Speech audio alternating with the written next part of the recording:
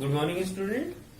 We are on the topic forms of business organization, and we have completed joint into family.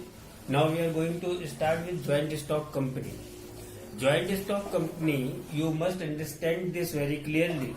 That very first, I am going to tell you the characteristics of joint stock company, and then I will tell you what is joint stock company.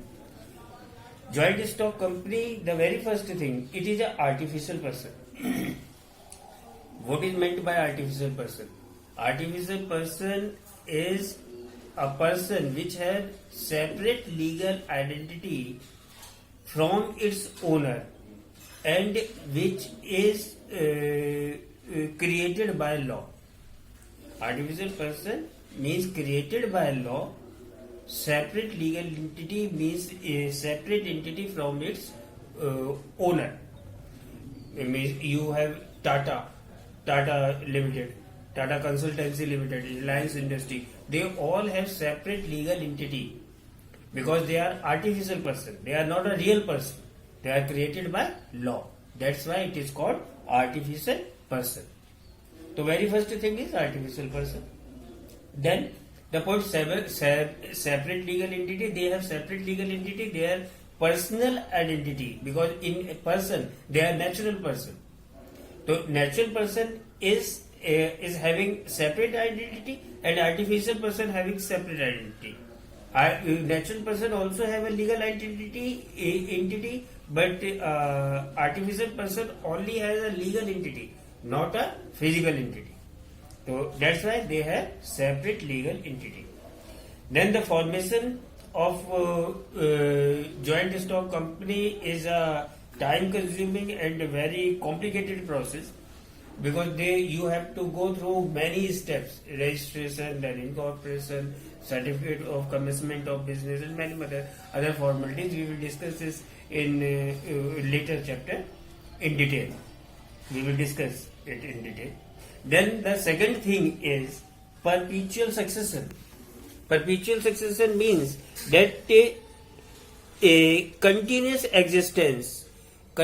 existence of a firm means the firm is not come to an end by the death of any person, by insolvency or entry of any new person or exit of any existing person. Its functions are continuous.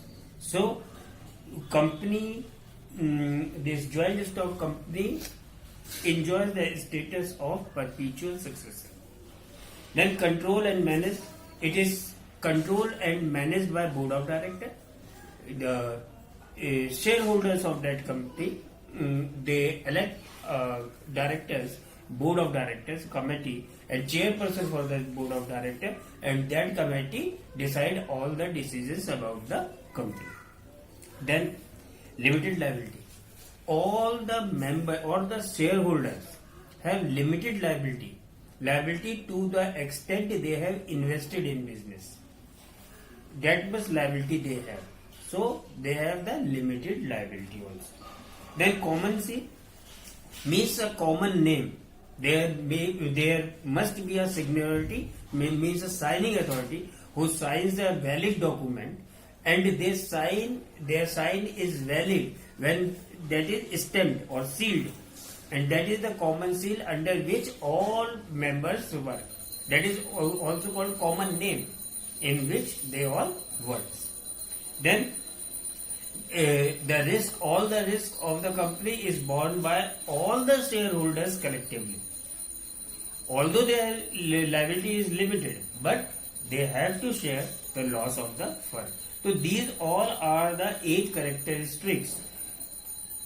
If you join these characteristics, it become a joint stock definition of joint stock company. Also, you can say two or more individual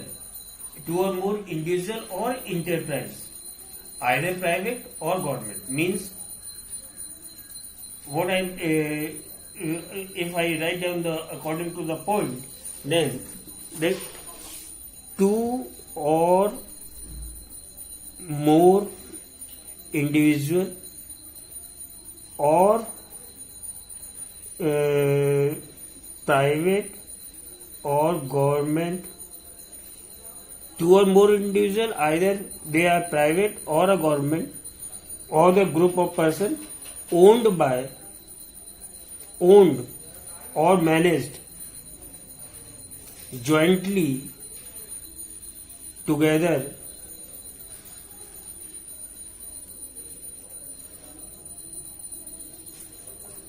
and